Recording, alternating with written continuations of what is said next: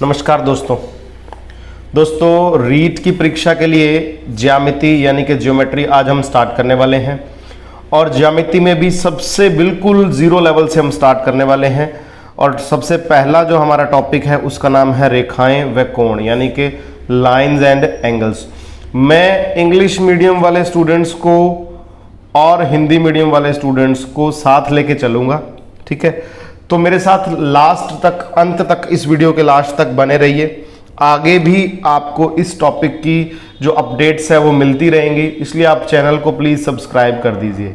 बस चैनल के बारे में इतना ही कहूँगा कि इसमें आपको रीट का फुल सिलेबस मिलने वाला है, ठीक है दोस्तों।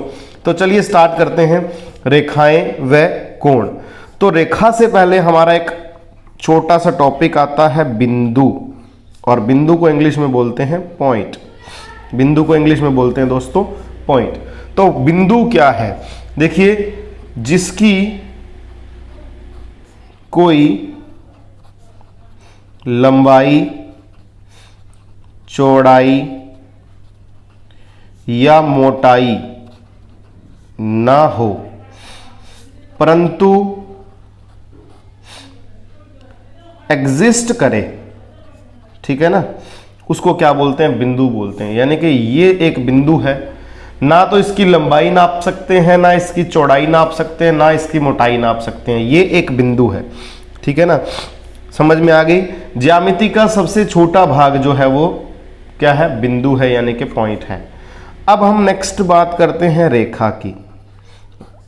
सबसे पहले रेखाखंड की बात करते हैं। रेखा अलग चीज है, रेखाखंड अलग चीज है। इसको बोलते हैं लाइन सेगमेंट। इसको बोलते हैं लाइन सेगमेंट, ठीक है ना। रेखाखंड, देखो, दो बिंदुओं को मिलाने से जो ज्यामिति बनती है वो होती है रेखाखंड। ये क्या है? रेखाखंड। यानी कि दो बिंदुओं को मिलाने से बनी आकृति कह लो या शेप कह लो, क्या बोलते हैं उसको? रेखाखंड। अब इसके बारे में जो मेन बात है, रेखाखंड की निश्चित को इंग्लिश में बोलेंगे डेफिनेट। रेखाखंड की एक निश्चित लंबाई होती है, ध्यान रखनी है भाई, एक निश्चित लंबाई होती है। रेखाखंड की लंबाई को हम नाप सकते हैं, मेजरमेंट इसका कर सकते हैं। यह आपका क्या हो गया? रेखाखंड। अब हम बात करते हैं किरण की। नेक्स्ट हमारे पास टॉपिक आता है किरण, यानी कि इसको बोलते हैं रे। अब किरण क्या चीज है? देखिए, ये जो रेखा थी दो बिंदुओं को मिलाने से जो बनी थी, अगर इसके एक तरफ मैं आगे बढ़ा दूं और ऐसे एरो लगा दूं, तीर का निशान लगा दूं, तो ये जो आकृति बनेगी ये क्या बनेगी? किरण। यानी कि इसकी जो परिभाषा है, इसकी जो डिफाइंड ये है, रेखाखंड को किसी एक तरफ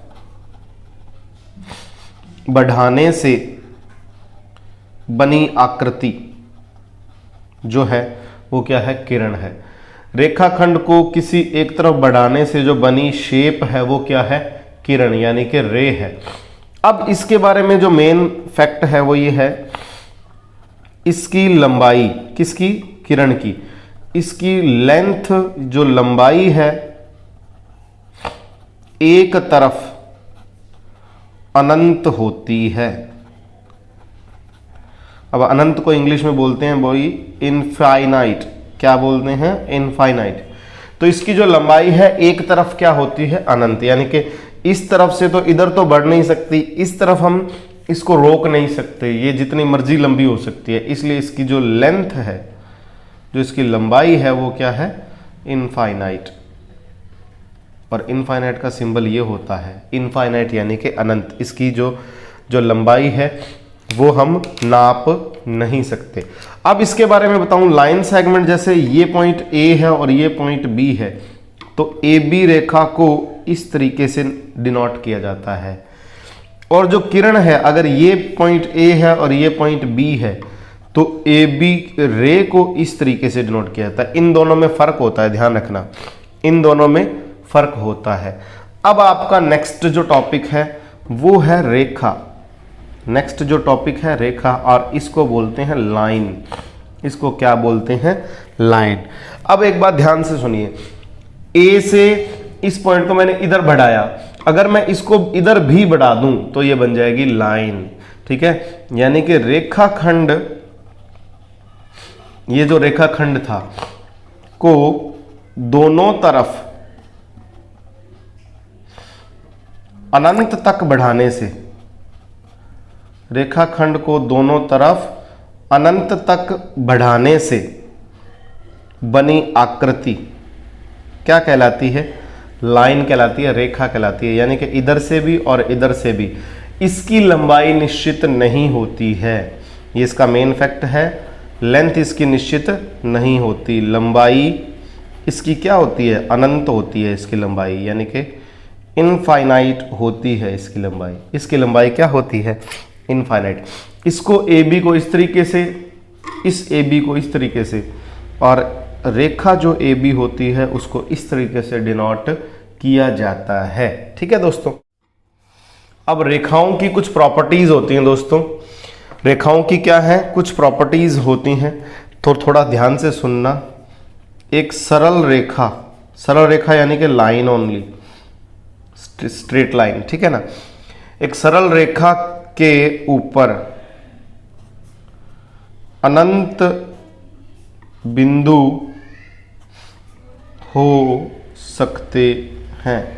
सरल रेखा के ऊपर कितने बिंदु हो सकते हैं? अनंत। जैसे एक मैंने ये लाइन बनाई, ठीक है ना, इसके ऊपर बहुत सारे बिंदु हो सकते हैं, इन बिंदुओं को गिना नहीं जा सकता है। ठीक है ना, तो ये क्या है? अनंत बिंदु हैं। ठीक है, नेक्स्ट जो है, एक बिंदु से अनंत रेखाएं खींची जा सकती हैं। एक बिंदु से अनंत रेखाएं खींची जा सकती हैं। ये एक बिंदु है, इससे बहुत सारी आप रेखाएं खींच सकते हो, चाहे इधर की तरफ चाहे इधर की तरफ, जितनी मन करे उतनी ड्रॉ कर सकते हो। ठीक है ना, जितना जी करे। तो ये रेखाएं जो हैं इनफाइनाइट बना सकते हो आप। ये इसकी दूसरी प्रॉपर्टी हो गई। तीसरी जो प्रॉपर्टी है, दो अलग अलग बिंदुओं से केवल एक रेखा गुजर सकती है। दो अलग अलग बिंदुओं से केवल एक रेखा गुजर सकती है। इसका मतलब ध्यान से सुनिए कि देखिए, ये दो अलग अलग पॉइंट्स हैं, इन दो बिंदुओं से ये रेखा गुजर गई। अगर इन दो बिंदुओं से मैं कोई और चीज गुजारना चाहूं, जैसे ये ऐसे मुड़ेगी और ऐसे मुड़ेगी, तो देखो ये यहां से यहां तक अलग रेखा है, ये एक अलग रेखा है, ये एक अलग रेखा है। ठीक है ना, तो देखिए इस बिंदु से सिर्फ ये रेखा और ये रेखा, तीनों अलग अलग रेखाएं गुजर सकती हैं। दोनों बिंदुओं से अगर मैं गुजारना चाहूं तो सिर्फ ये ही एक रेखा थी जो गुजर सकती थी दोनों बिंदुओं से। ठीक है ना, तो दो अगर अलग अलग बिंदु हो तो उनसे सिर्फ एक स्ट्रेट लाइन जो है वो पास हो सकती है, एक स्ट्रेट लाइन जो है वो गुजर सकती है। ठीक है ना। अब जो नेक्स्ट प्रॉपर्टी बता रहा हूं ये बहुत मेन है, बहुत ही ज्यादा मेन है, ध्यान रखना। ठीक है, जब दो या दो से अधिक रेखाएं, जब दो या दो से अधिक रेखाएं किसी एक बिंदु से गुजरें या गुजरती हैं या पास होती हैं तो उन्हें संगामी रेखाएं कहते हैं। अब संगामी को इंग्लिश में क्या बोलते हैं? कॉन्करेंट, कंकरेंट लाइंस, उन्हें कंकरेंट लाइंस कहते हैं। ठीक है ना, उन्हें क्या बोलते हैं? Concurrent lines. यानी कि ये जो रेखाएं हैं ये क्या हैं? कंकरेंट। एक बिंदु से बहुत सारी रेखाएं अगर गुजार रहे हो आप, ठीक है ना, तो इन सभी रेखाओं को क्या बोलते हैं? संगामी रेखाएं बोलते हैं। इन सभी रेखाओं को क्या बोलते हैं दोस्तों? संगामी रेखाएं। नेक्स्ट जो टॉपिक है हमारा वो ये है कोणों के प्रकार, यानी कि टाइप्स ऑफ एंगल। तो इसमें सबसे पहला जो प्रकार आता है आपका वो आता है न्यून कोण। कोण होते क्या हैं ये तो आपको पता ही है, कोणों के डिफाइन याद करने की जरूरत नहीं है, ठीक है ना। न्यून कोण यानी कि इसको इंग्लिश में बोलते हैं एक्यूट एंगल। क्या बोलते हैं इसको? Acute angle. यानी कि इसका जो मान होता है, इसकी जो वैल्यू होती है 90 डिग्री से कम होती है, 90 डिग्री से कम। यानी कि 90 डिग्री से कम के सभी कोण कौन से होते हैं? न्यून कोण होते हैं। 90 डिग्री से कम के सभी कोण क्या होते हैं? न्यून कोण होते हैं।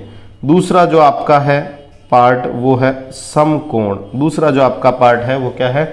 समकोण। इसको बोलते हैं राइट एंगल। क्या बोलते हैं? Right angle. समकोण का मतलब होता है 90 डिग्री का कोण। एग्जैक्टली 90 डिग्री की जो वैल्यू होती है, एग्जैक्टली 90 डिग्री का जो कोण बनता है इस तरीके से, ये 90 डिग्री का कोण है, तो इसको बोलते हैं क्या?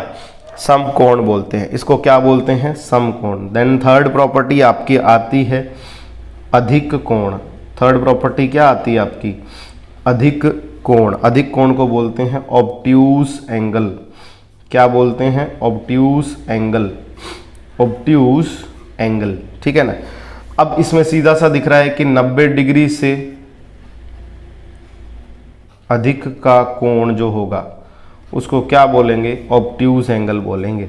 90 डिग्री से अधिक के कोण को क्या बोलते हैं? ऑब्ट्यूज एंगल, ठीक है ना। अब एक बात ध्यान रखना, 90 डिग्री से अधिक कितना हो सकता है? तो ध्यान रखना 90 डिग्री से 180 डिग्री के बीच ही होना चाहिए। ये बात ध्यान रखनी है कि 90 डिग्री से 180 डिग्री के बीच के कोण को क्या बोलते हैं? 90 डिग्री से 180 डिग्री के बीच के कोण को क्या बोलते हैं? अधिक कोण बोलते हैं। नेक्स्ट प्रॉपर्टी आपकी आती है सरल कोण। सरल कोण, और सरल कोण का एक और नाम है हिंदी में रिजु कोण। रिजु कोण, और इंग्लिश में बहुत सिंपल स्ट्रेट एंगल। क्या बोलते हैं? स्ट्रेट एंगल, ठीक है ना, स्ट्रेट एंगल।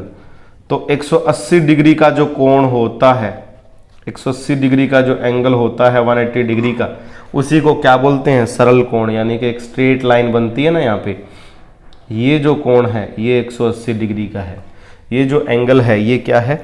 180 डिग्री का। तो इसी को सरल कोण बोलते हैं, इसी को रिजु कोण बोलते हैं, और इसी को ही क्या बोलते हैं? इसी को बोलते हैं straight angle. Straight angle. Next आपकी प्रॉपर्टी आती है बच्चों, नेक्स्ट आती है वृहत कोण। नेक्स्ट आपकी प्रॉपर्टी आती है वृहत कोण। वृहत कोण को प्रतिवर्ती कोण भी कहते हैं। वृहत कोण को क्या बोलते हैं? प्रतिवर्ती कोण या रिफ्लेक्स एंगल भी कहते हैं। रिफ्लेक्स एंगल, ठीक है। अब रिफ्लेक्स एंगल या प्रतिवर्ती कोण क्या होता है? तो आपको एक बात ध्यान रखनी है कि 180 डिग्री से बड़ा लेकिन 360 डिग्री से छोटा। 180 डिग्री से बड़ा लेकिन 360 डिग्री से छोटा। तो 180 डिग्री से 360 डिग्री तक के सभी कोण जो हैं वो क्या कहलाते हैं? वृहत कोण यानी कि प्रतिवर्ती कोण यानी कि रिफ्लेक्स एंगल कहलाते हैं, ठीक है ना। ये कोणों की प्रॉपर्टीज़ हैं, आगे काफ़ी लंबी चलेंगी, ध्यान रखना, काफ़ी लंबी चलेंगी। आगे देखिए next question number 6, part number 6 इसका, इसको बोलते हैं पूर्ण कोण। पूर्ण कोण को इंग्लिश में क्या बोलेंगे? क्या बोलेंगे पूर्ण कोण को इंग्लिश में? इसको बोलते हैं फुल एंगल। पूर्ण का मतलब ही क्या होता है? फुल एंगल, ठीक है ना। पूर्ण कोण को बोलते हैं फुल एंगल, और इसको इसका साफ साफ दिख रहा है 360 डिग्री, यानी कि एक रेखा है, इसको घुमा के पूरा वापस वहीं ले आए तो ये पूरा क्या है? 360 डिग्री का कोण ही तो है, ठीक है ना। तो 360 डिग्री का जो कोण होता है उसको क्या बोलते हैं? पूर्ण कोण बोलते हैं। उसको क्या बोलते हैं? पूर्ण कोण, ठीक है ना। नेक्स्ट आपका आता है और बहुत ही इंपॉर्टेंट है, इस पे क्वेश्चन आते हैं बहुत सारे, इसका नाम है पूरक कोण। इसको अनुपूरक कोण भी कहते हैं। अनुपूरक कोण। और इसको कॉम्प्लीमेंट्री एंगल बोलते हैं इंग्लिश में। क्या बोलते हैं? कॉम्प्लीमेंट्री एंगल, इसको बोलते हैं जी कॉम्प्लीमेंट्री एंगल। ठीक है ना। तो कॉम्प्लीमेंट्री एंगल क्या है, इसमें ध्यान से इसकी जो डिफाइन है वो ध्यान से सुननी है। जब दो कोणों का योग, जब दो कोणों का योग क्या हो, 90 डिग्री हो, यानी कि sum of two angles, sum of two angles जब क्या हो 90 डिग्री हो, तब उसको क्या बोलते हैं? पूरक कोण या अनुपूरक कोण या कॉम्प्लीमेंट्री एंगल। यानी कि अगर एक कोण 30 डिग्री का है और दूसरा कोण 60 डिग्री का है, तो इनको जोड़ेंगे तो क्या बनेगा? 90 डिग्री। तो 30 जो है वो 60 का कॉम्प्लीमेंट्री है। 30 जो है वो 60 का क्या है? अनुपूरक कोण है या पूरक कोण है। ठीक है दोस्तों। नेक्स्ट आपका आता है संपूरक कोण। क्या आता है? संपूरक कोण। और संपूरक कोण को इंग्लिश में बोलते हैं सप्लीमेंट्री एंगल। क्या बोलते हैं? Supplementary angle. ठीक है ना। अब सिंपल सी बात है, दो कोणों का योग, दो कोणों का योग कितना हो? 180 डिग्री हो, तो उसको बोलते हैं संपूरक कोण। यानी कि सम ऑफ टू एंगल्स क्या हो जाए? 180 डिग्री हो जाए। सम ऑफ टू एंगल्स क्या हो जाए? 180 डिग्री हो जाए, तो उसको क्या बोलते हैं? संपूरक कोण बोलते हैं। जैसे एक कोण 130 डिग्री का है, दूसरा 50 डिग्री का है, इन दोनों को अगर जोड़ेंगे तो 180 आ रहा है। देखिए, तो ये जो है हम ये बोल सकते हैं 130 डिग्री का संपूरक क्या है? 50 डिग्री। या 50 डिग्री का संपूरक क्या है? 130 डिग्री। ये दोनों एक दूसरे के सप्लीमेंट्री एंगल्स हैं। तो आज की वीडियो में दोस्तों इतना ही। चैनल को सब्सक्राइब कर दें, ठीक है, और वीडियोस के साथ लगातार बने रहें। आपको फुल सिलेबस फुल डिटेल से नेक्स्ट वीडियो में हम साथ साथ क्वेश्चन की प्रैक्टिस लेके आएंगे। तो तब तक के लिए धन्यवाद दोस्तों।